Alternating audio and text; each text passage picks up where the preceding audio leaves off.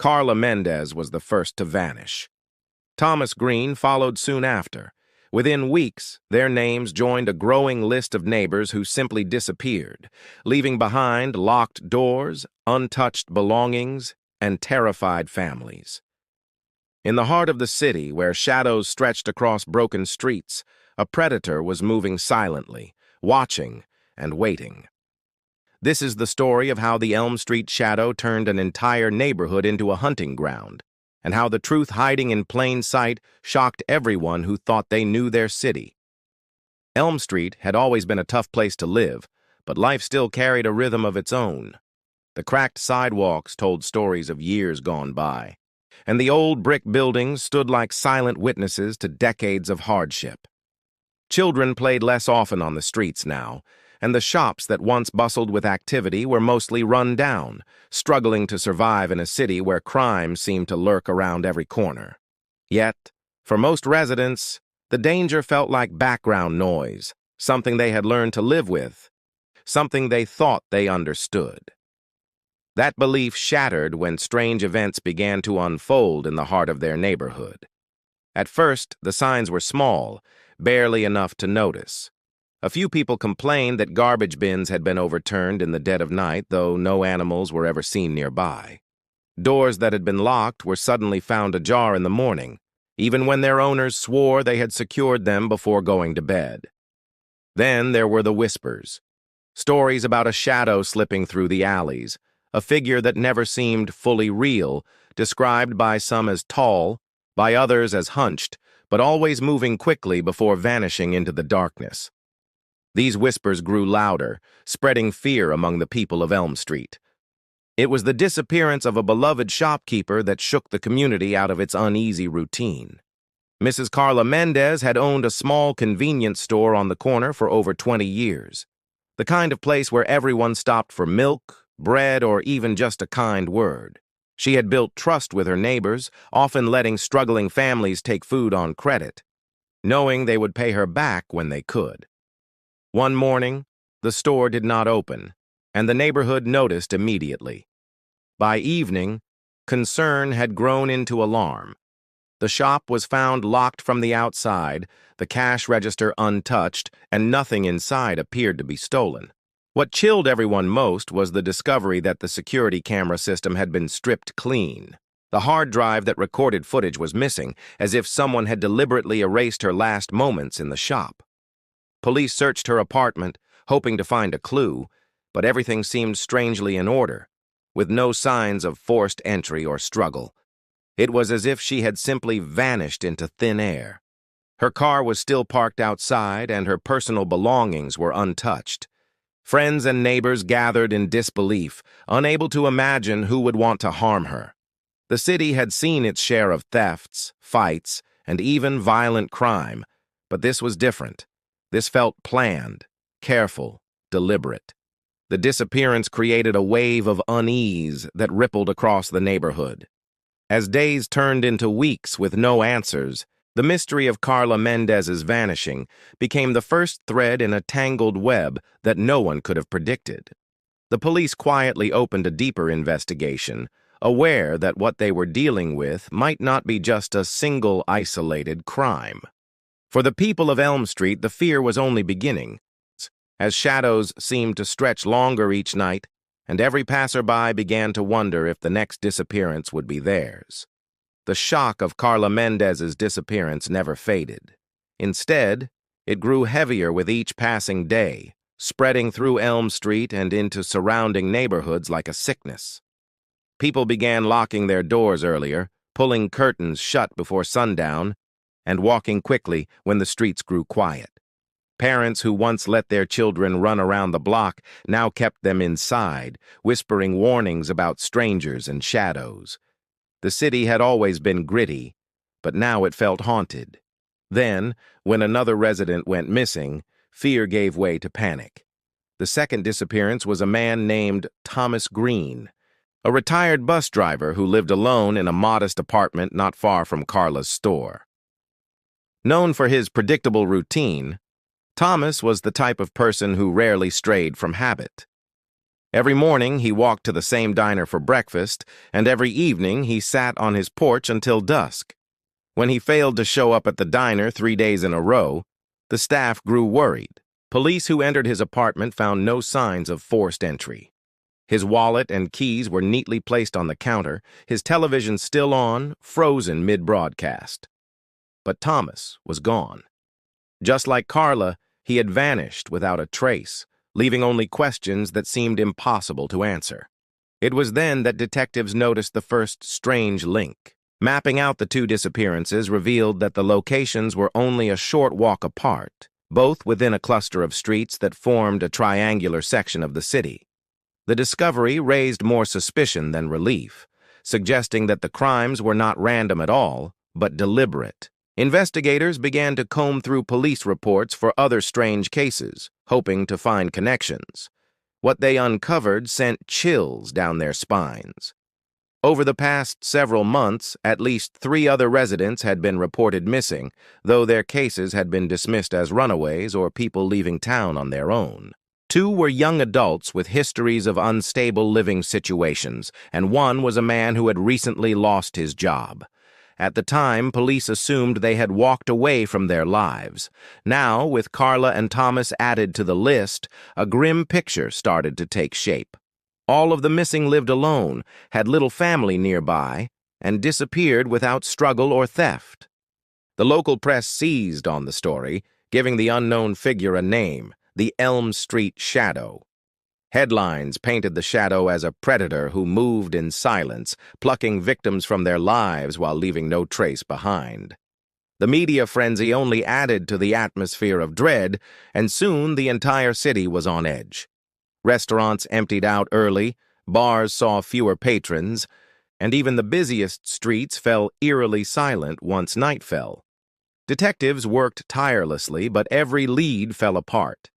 Forensic teams dusted for fingerprints, but surfaces came up clean. Canine units were sent out, but the trails ended abruptly, as if the missing had vanished into thin air. No ransom notes were ever delivered, no demands were made. There was only the growing tally of the missing and the widening space of fear left behind. The map of disappearances grew more defined with each case, the triangle on the city map standing like a warning sign that no one could ignore. By the end of the month, 5 people were gone. Rumors flourished, with some claiming the Shadow lived among them, disguised as an ordinary neighbor. Others whispered about hidden passages beneath the city, old secrets buried with its history. Whatever the truth was, one thing became clear. Someone was watching, someone was choosing, and someone was getting away with crimes that felt too carefully planned to be random. The city was left restless, sleepless, and terrified, knowing that the Elm Street Shadow was still out there, waiting for the next move. The search for answers led detectives deeper into the city's hidden corners, where history and decay intertwined.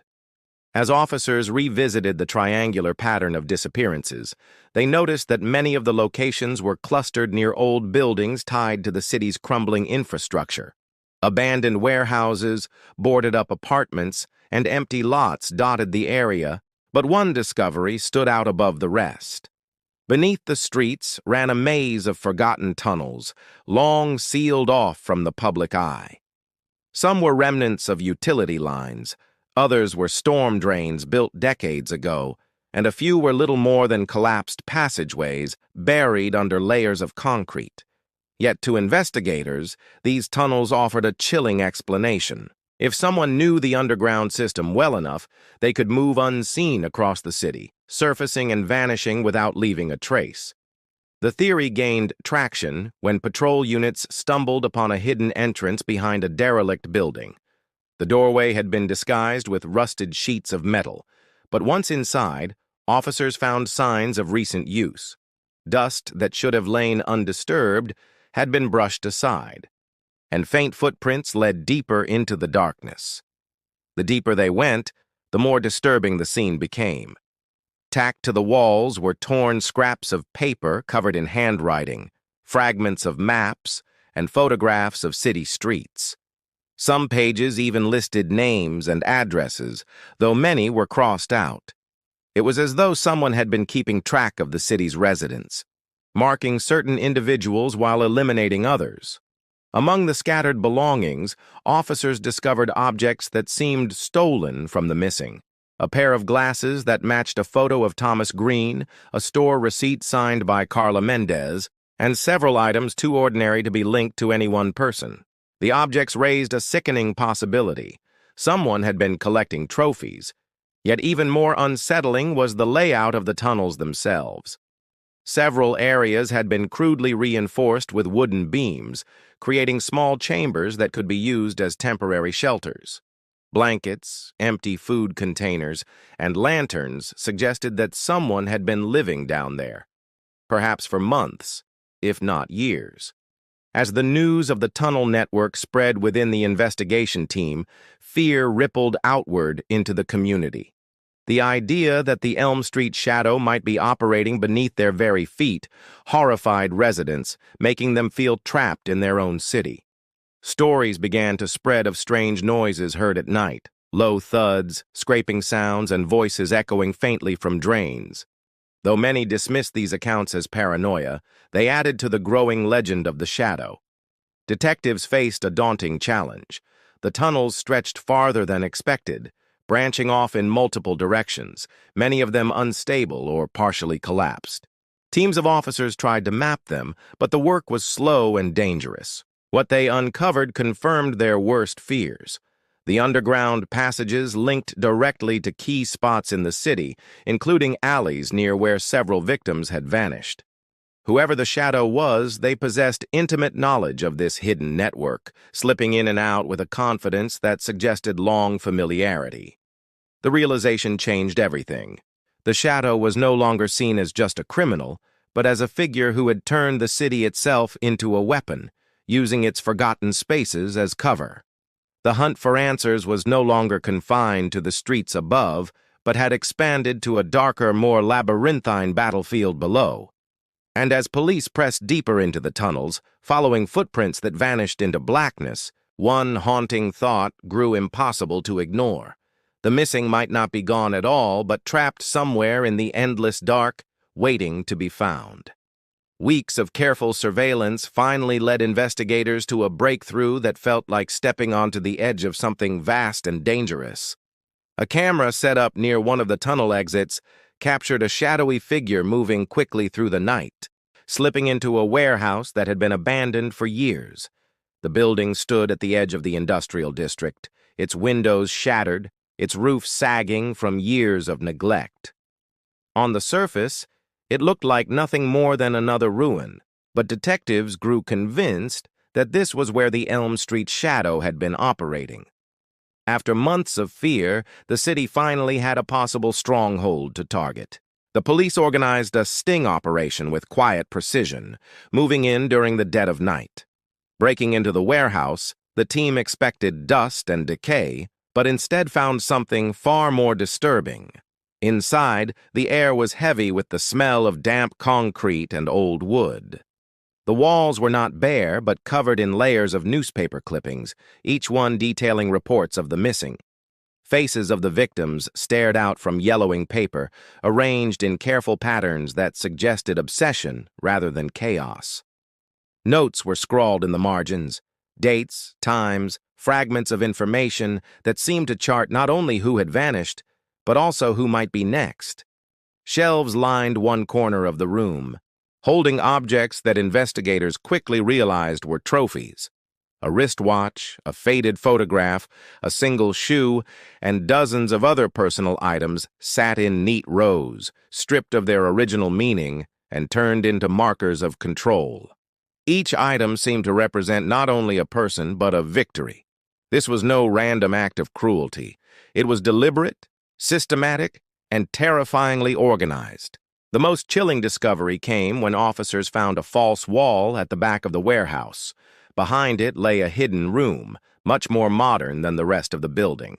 Here, a bank of monitors flickered in the dim light, each one showing live footage of different areas around the city.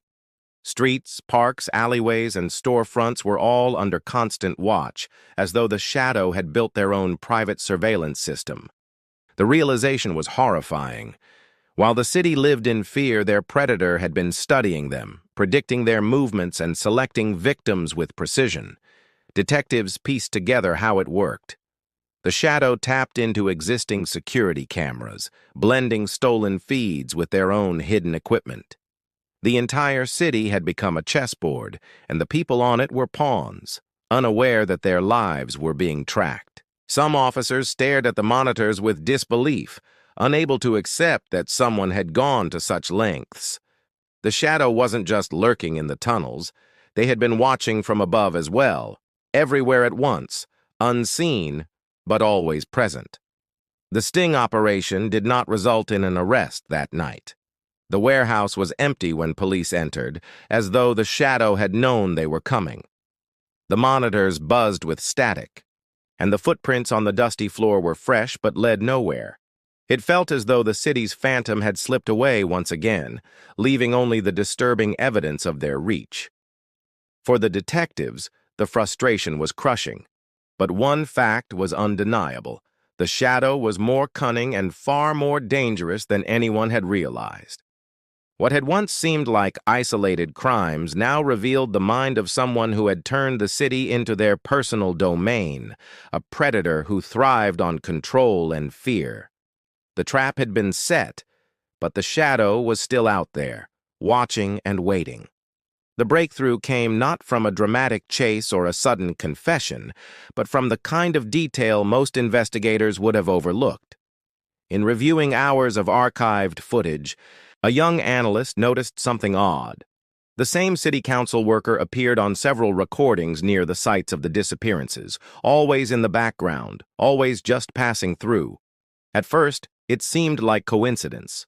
After all, a council employee could have countless reasons to be out in the neighborhoods, inspections, maintenance checks, or community visits. But when detectives compared logs of his scheduled duties with the times of the disappearances, the overlap became impossible to ignore.